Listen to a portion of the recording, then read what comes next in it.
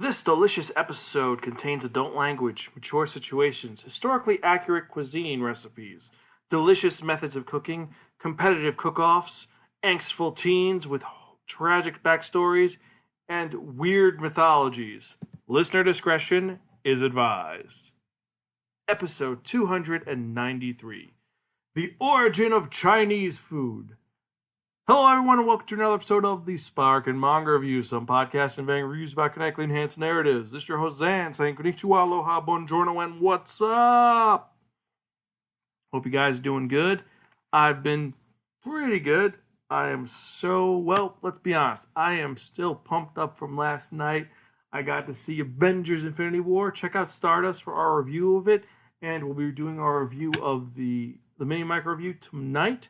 So definitely check that out. But before that, we have to get through with what is the topic of today, because this is the Spiraken Manga Review, some podcasts and reviews about connected enhanced narratives. And if you're joining us for the first time, welcome. So the podcast goal is every episode to tell you about a manga, tell you the pros and cons about it, how the art style is, the characters are, the designs, and if it's worth investing your time in or not. You don't have to agree with anything that I say, but I try to be informative, educational, entertaining, and impartial. And I try to have a little bit of fun. Now, you can check out any of our earlier episodes at spiraken.com, spiraken.com. We're also on Facebook, Twitter, Tumblr, Instagram, Apple Music, Spotify, Player.fm, Stitcher, YouTube, and several social media sites, which you can check out in the show notes at the website or on whatever social media platform you're looking at. I usually have it posted and written so you can check it all out. Also, any music that you use in the episode, I always put all the links to the album, the artist, and the title of the song, so you can check it out, and that way it's all on the up and above. So let's get to the actual title at hand, shall we? Because besides the fact that I'm very excited, this was an interesting manga to read because it is about food. Food is always fun, and I'm actually doing a panel at Anime Next about different styles of food. So this is one which I'm definitely going to be adding because of the cuisine part. But the question is the story as good as the cuisine? Well, this is a manga that was written by Etsuki Ogawa. Now, Etsuki Ogawa may sound a little familiar. Just a little bit familiar. But he's the guy that made the children's manga Tenchi no Fry Pan, which is the story of a man who does nothing for a year after his dad went missing, but he ends up graduating middle school and becoming a chef and working in a hotel. And this is kind of like that. So this guy does food manga. That's what he's very famous for. And this manga itself was released by Kodansha. And it is a shonen series that came out in 1995 to 1999 with 17 volumes, and an anime series, which has a very different title than the actual manga. And it's a comedy adventure cooking manga show that is known as Chuka Ichiban, or the best in Chinese food, or the anime's title, Cooking Master Boy. Now, the cool thing about this manga is it takes place in 19th century China during the Qing dynasty, well, specifically during the era of the cooking wars. And it opens up where it actually talks about Chinese cuisine that has a long-lasting history that dated back 400 or 4,000 years, and that countless cooks strong as steel work extremely hard to compete against each other and to be happy. And also, if you want to have a happy life, you marry a Japanese wife while living in a house chosen by a Western-style house, and you eat Chinese food for bliss of life because of all the amazing foods. You have dumplings, sumai, spring rolls. All these dishes are loved by all, even if they've been interpreted. I mean, everyone has their Chinese spot. I mean, even if you try real food from China, it still has that hearty flavor, even the Americanized ones. There are so many different regions of food you can get. You get Beijing food, Szechuan food, Shanghai food, Guangdong, and this manga focuses on cuisine from all of that. It actually opens up with our main character studying to cook because it is his exam. Because our main character, Mao, is going to get the title of Master Chef of his mother's restaurant, which is the Kikoro restaurant. And he is going to succeed her title because his mother, Pai, was known as the chef of Kikoro restaurant and the Szechuan fairy, or the fairy of cuisine, known throughout the world. And supposedly, the reason why she passed away was because of an overworked heart, because a former assistant of her studied under her and was supposed to be the best apprentice ever. However, he turned rotten, left, returned to take over the Kikero restaurant, and took away all of her workers. So Mao, has the main character, has a very deep hatred for this guy and will prove himself wrong. So the general of the cooking cuisine shows up, and he is going to test these two's mantle. The winner will become the royal super chef, and the loser will become exiled from cooking forever. He will have to get rid of his knives and never ever cook again, even though some people will never believe that because he must become the main rival, as in most shonen mangas there are.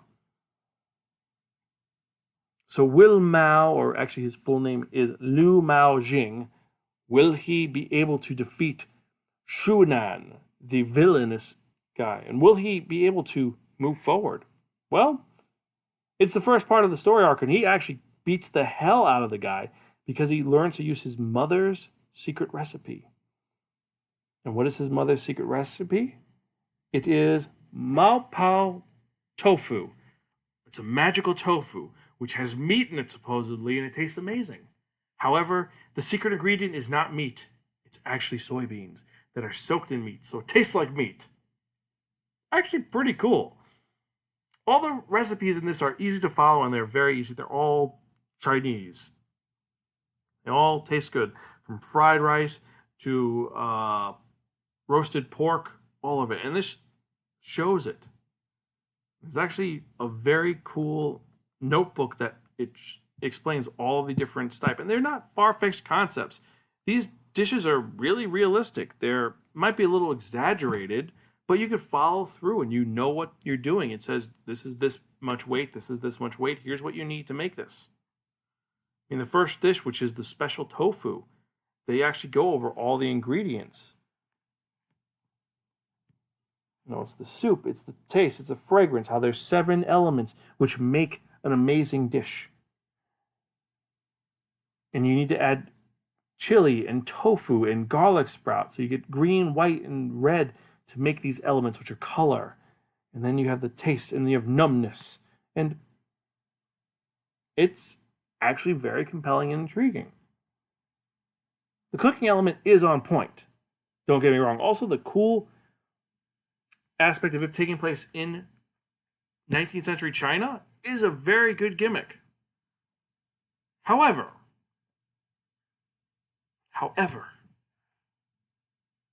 I find it to be rather tedious. It's long-winded, and it does take a while to get going. I mean, it starts off running, but then the actual challenge itself, it goes over elements you don't really need to know. It spends pages upon pages describing the flavor, which could be really good and fascinating. However, it's missing something. It's totally missing something. I don't know. It's the recipes are perfect. The story itself it seems like something is off. The design of the characters is a little. They're not super racist. I mean, the characters look just like normal characters, except they're big-eared and they're kind of squash-looking. But I don't know. The art didn't wow me that much. It was more the concept of the cooking which intrigued me, and that actually could bump it up, but not enough.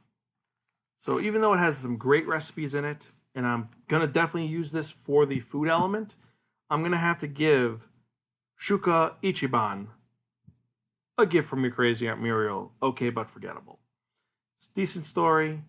I don't think it's super engaging. I mean, I only read the first 2 volumes. It may have gotten better, especially once you reach the tournament arc, because apparently there is actually a whole tournament arc where you're trying to collect the legendary cooking utensils, which are these 8 utensils that were formed from a meteorite, and they have mystical powers upon them. So apparently that would get more.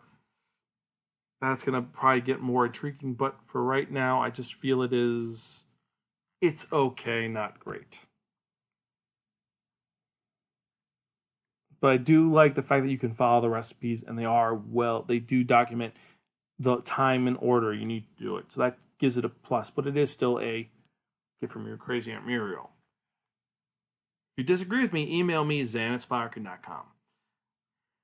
So with that in mind, let's get to the part you've all been waiting for. And what am I talking about? I'm talking about that one, that only, the Wheel of Manga! Yes, friends, accept no substitute. Now, what is the Wheel of Manga? The Wheel of Manga is a Wheel of Fortune with 10 slots on it. What I've done is I've assigned a manga to each of the 10 slots. So when I spin it, the number it lands on, that's the manga I'm going to review in the next episode, episode 294. And I'm excited because I've got some really awesome manga because we're getting to episode 300 and we are going to do this, baby. We're going to kick some butt. So let's spin and see what we're going to review in the next episode, shall we?